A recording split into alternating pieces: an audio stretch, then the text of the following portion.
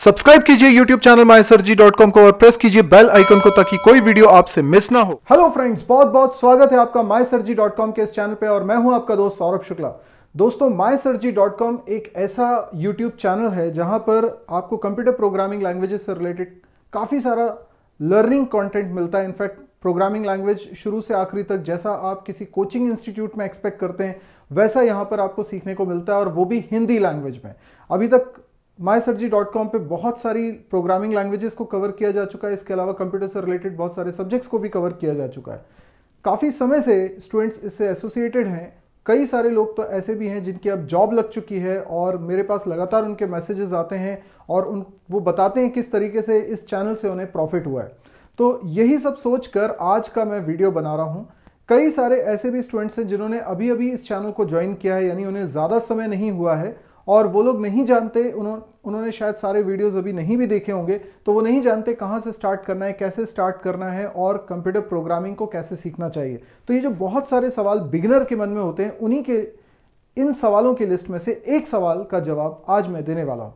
तो आपका सवाल हो सकता है कि प्रोग्रामिंग सीखने का सही तरीका क्या है एज अ बिगनर, यानी आप पहली बार कोई प्रोग्रामिंग लैंग्वेज सीख रहे हैं तो आपको किस तरीके से प्रोग्रामिंग लैंग्वेज को पढ़ना चाहिए ताकि आप एक बार में सही तरीके से प्रोग्रामिंग सीख सकें। तो मैं आपको आज देने वाला हूं 5 ऐसी जरूरी इंपॉर्टेंट टिप्स जिनको अगर आप अपनाएंगे तो डेफिनेटली आप प्रोग्रामिंग जल्दी सीख पाएंगे और सही तरीके से एफिशिएंट वे में सीख पाएंगे। तो सबसे पहली टिप दोस्तों ये है कि आपको डेली प्रोग्रामिंग प्रैक्टिस करनी होगी। देखिए, बात बहुत सिंपल सी है। अगर आपको किसी रेस में पार्टिसिपेट करना है तो आपकी फिटनेस भी जरूरी है, आपकी डाइट भी प्रॉपर जरूरी है, आपकी नींद भी प्रॉपर जरूरी है, लेकिन इन सबसे ज्यादा जरूरी है डेली आपको दौड़ने की प्रैक्टिस करनी पड़ेगी, क्योंकि आपको एक्चुअल में तो वही स्पोर्ट में पार्टिसिपेट करना है। ठीक वैसे ही अगर आप बोलते हैं कि आपको अपनी प्रोग्रामिंग अच्छी करनी है, कंप्यूटर प्रोग्रामिंग सीखनी है, तो केवल थ्योरी पढ़ने से कुछ नहीं होगा, आपको लगातार प्रैक्टिकल करने होंगे। फिर गलती स्टूडेंट ये करते हैं कि वो थ्योरी क्लासेस अटेंड करते हैं लेकिन प्रैक्टिकल नहीं करते हैं, और अगर करते भी हैं तो हफ्ते में एक आध बार ही प्रैक्टिकल करते हैं, और उसमें भी वो प्रैक्टिकल पूरी ईमानदारी के साथ नहीं करते हैं। तो दोस्तों, अगर आपको वाकई में प्रोग्रामिंग सीखनी है तो सबसे पहली टिप आप ये मान के चलिए कि आपको डेली कंप्यूटर प्रोग्रामिंग करनी है। आप किसी भी प्रोग्रामिंग लैंग्वेज को सीखना चाहते हैं, जैसे मैं आइडियली बोलता हूं पहली प्रोग्रामिंग लैंग्वेज या तो आपकी सी लैंग्वेज होनी चाहिए या फिर आपकी पाइथन लैंग्वेज होनी चाहिए। दोनों में से जो भी आप स्टार्ट करें, लेकिन कंप्यूटर प्रोग्राम्स आप डेली बनाएं।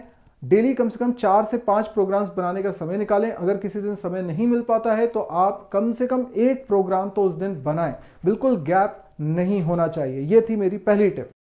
दोस्तों, दूसरी टिप है ड्राई रन करना, जिसके बारे में पहले भी कई बार बोल चुका हूं। ड्राई रन करना मतलब क्या होता है? हम अक्सर प्रोग्राम कैसे बनाते हैं, हम सीधे कंप्यूटर पे टाइपिंग करना स्टार्ट कर देते हैं।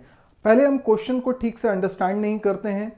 हमें सबसे पहले क्वेश्चन को अच्छे से समझना चाहिए और हमें यूज केसेस लेने चाहिए, हमें टेस्ट केसेस लेने चाहिए। हमें यह देखना चाहिए कि अगर इनपुट ये होगा तो आउटपुट क्या एक्सपेक्टेड है। 2-4 एग्जाम्पल से पहले क्वेश्चन को अंडरस्टैंड कर लें कि क्वेश्चन में एग्जैक्टली वो चाह क्या रहे हैं, ताकि आप जब क्वेश्चन सही से समझ पाएंगे तभी आप उसके सॉल्यूशन को फॉर्मुलेट कर पाएंगे। दूसरे काम उसमें यह करना पड़ता है आपको कि आप डायरेक्टली कंप्यूटर पे प्रोग्रामिंग करने की बजाय कॉपी पेन लेके पहले लॉजिक बनाने की कोशिश करिए। आप एक छोटा सा एग्जांपल लेके देखिए कि अगर यूजर ने ये चीज इनपुट करी है तो मुझे डेटा प्रोसेसिंग करके क्या आउटपुट लेके आना है। कॉपी पे जितना हो सकता है ज्यादा से ज्यादा लिखिए, क्योंकि तभी आपका दिमाग चलना स्टार्ट होता है। तो ये आपको जरूर से करना है। उसके बाद जो भी लॉजिक आपका बन रहा हो उस प्रोग्राम को आप कॉपी पे लिखिए। आप अभी कंप्यूटर पे मत लिखिए। हम लोग करते क्या है, कंप्यूटर पे लिखते हैं और जब चलाते हैं, कंपाइल करते हैं तो उसमें ढेर सारी एरर आ जाती हैं और फिर हम हिट एंड ट्रायल करके उन एरर्स को दूर करने की कोशिश करते हैं। ये बहुत गलत अप्रोच है, इससे हम कभी प्रोग्रामिंग नहीं सीख सकते। हमको कॉपी पे पहले कंप्यूटर प्रोग्राम लिखना है और उसको ड्राई रन करना है, यानी मैनुअली उसको ट्रेस करना है। एक एक स्टेप को कैसे, क्या स्टेप वर्कआउट करती है, ये आपको सीखने का मौका मिलेगा। कंप्यूटर कैसे आपकी लाइन को अंडरस्टैंड करता है, ये सीखने का मौका मिलेगा। कॉन्सेप्ट आपके बनेंगे। और अगर आपको नहीं मालूम कि ड्राई रन कैसे करते हैं तो मैंने ड्राई रन के लिए भी वीडियोस बना के रखे हुए हैं, मेरी वेबसाइट पर रखे हुए हैं। मैं लिंक भी प्रोवाइड करता हूं। आप इन वीडियोस को जरूर देखें और आपको पता चलेगा कि ड्राई रन कैसे करते हैं। वो आपको जरूर से करना है। तो ये थी मेरी दूसरी टिप कि आप ड्राई रन करिए, और जब एक बार मैनुअली ट्रेस हो के आपको लगे कि बिल्कुल सही है, उसके बाद ही आप कंप्यूटर पे उस प्रोग्राम को बनाइए और चला के देखिए। और अब क्योंकि ड्राई रन कर लिया है तो वो बिल्कुल एक बार में रन होना चाहिए। दोस्तों तीसरी और इंपॉर्टेंट टिप ये है कि हमें नोट्स जरूर बनाने चाहिए, चाहे आप मेरे लेक्चर से पढ़ते हो या फिर आप कहीं कोचिंग में पढ़ते हो, कॉलेज में पढ़ते हो, लेकिन आपको जरूरी काम ये करना है कि आपको नोट्स बनाने हैं। और जब आप नोट्स बनाएं तो आप 2-3 कलर के पेन यूज करा करें, जहां इंपॉर्टेंट चीजें हो वहां पे उसको हाईलाइट करिए। आप छोटी सी छोटी बात भी अगर आपको कुछ समझ में आती है तो वहां लिखिए। अपने ब्रेन पे बिल्कुल ट्रस्ट मत करिए कि वो याद रख लेगा, उसे नोट करने की जरूरत नहीं है, ऐसा बिल्कुल ना सोचें। आप अच्छे से नोट्स बनाएं और क्यूमुलेटिव स्टाइल में आप नोट्स को पढ़ें। जो भी अपने नोट्स की कॉपी बनाइए आप उसे डेली पढ़ें, लेकिन डेली शुरुआत से पढ़ें।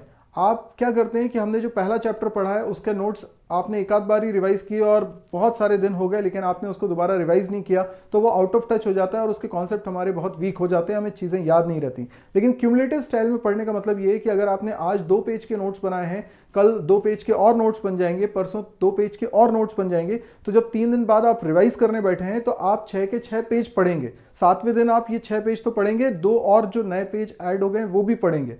जब आप पुरानी चीजें बार बार पढ़ेंगे तो वो चीजें याद भी रहेंगी और आपको उतना टाइम नहीं लगेगा रिवाइज करने में। तो नोट्स को हमेशा अच्छे से बनाइए और उसको क्यूमुलेटिव स्टाइल में रिवाइज करिए जितना ज्यादा से ज्यादा हो सकता है। चौथी और इंपॉर्टेंट टिप ये है कि आप एमसीक्यू जरूर सॉल्व करिए, यानी मल्टीपल चॉइस क्वेश्चंस, यानी ऑब्जेक्टिव क्वेश्चंस, यानी एक ऐसा क्वेश्चन जिसमें 3-4 ऑप्शंस आपको दिए जाते हैं कि चूज करिए कि इनमें से कौन सा ऑप्शन सही है, या फिर ऐसे क्वेश्चन जिसमें आपसे बोला जाता है कि ये रहा कोड और इसमें एरर फाइंड आउट करिए। तो इस तरह के क्वेश्चंस करना बेहद इंपॉर्टेंट है। देखिए, जब आप प्रोग्रामिंग प्रैक्टिस करते हैं तो एक अलग तरह की स्किल आपके अंदर डेवलप होती है, यानी एक प्रॉब्लम को सॉल्व करने की अप्रोच डेवलप होती है। लेकिन अगर आप प्रोग्रामिंग के कॉन्सेप्ट्स और प्रोग्रामिंग के जो बेसिक सिंटैक्सेस हैं या कुछ भी लॉजिक है जो प्रोग्रामिंग कॉन्सेप्ट्स हैं, उनको अगर ढंग से समझना चाहते हैं, उनके रूल्स को ढंग से समझना चाहते हैं, प्रोग्रामिंग लैंग्वेज के रूल्स को समझना चाहते हैं, तो आपको डेफिनेटली ये एमसीक्यू सॉल्व करने चाहिए। आपको कैंपस प्रिपरेशन में तो काम आएंगे, जॉब इंटरव्यू के लिए काम आएंगे, साथ में उस लैंग्वेज पे भी आपकी पकड़ बेहतरीन हो जाएगी। 5वीं और आखिरी टिप है नेवर गिव अप एटीट्यूड। बहुत सारे स्टूडेंट्स का ये एटीट्यूड होता है कि वो बहुत जल्दी गिव अप कर देते हैं। देखिए, प्रोग्रामिंग अगर आप सीख रहे हैं तो आपको सबसे पहले इस एटीट्यूड में सुधार लाना बहुत जरूरी है। आप करते ही हैं कि जब आप किसी प्रोग्राम को ट्राई करते हैं, आपसे नहीं बनता है, तो आप उसमें 10 डिफरेंट अप्रोच लगाने की कोशिश करने की बजाय तुरंत गिव अप कर देते हैं कि अब तो सारे रास्ते बंद हो चुके हैं, अब मैं कुछ भी नहीं कर सकता। ये एटीट्यूड आपको खत्म करना ही होगा। जब भी आपको ऐसा मन करे ये सोचने का कि भाई ये प्रोग्राम तो अब मेरे से नहीं बन रहा है, अब मैं नहीं कर पाऊंगा, तो चलो इसका सोल्यूशन देख लेता हूं, बिल्कुल नहीं। आप पूरी कोशिश करिए, दूसरे 10 तरीके लगाइए, लेकिन हिंट मत लीजिए, आप सॉल्यूशन मत देखिए। जितना ज्यादा स्ट्रेच कर सकते हैं इस चीज को स्ट्रेच करिए और आप हो सकता है कि वो क्वेश्चन को सॉल्व कर लें। और अगर आपने कर लिया तो आपका कॉन्फिडेंस लेवल भी बूस्टअप होगा और सबसे बड़ी बात है आपका लेवल बढ़ेगा। दोस्तों, होता यह है कि आपका लेवल कब बढ़ता है, जैसे मान लीजिए मैं एक सिंपल से एग्जांपल से आपको समझाता हूं कि अगर आपसे बोला जाए कि सुबह उठ के आपको दौड़ लगानी है, देखते हैं कितनी आप दौड़ लगा लेते हैं। तो पता चला कि आप 1 किलोमीटर तक लगातार दौड़ ली। अगर आपको दौड़ने की आदत नहीं है तो आपको पता होगा कि 1 किलोमीटर दौड़ना भी बहुत मुश्किल काम है। 1 किलोमीटर लगातार दौड़ने के बाद आप हांफने लगते हो, अब आप बोलते हो कि अब तो मैं नहीं दौड़ सकता।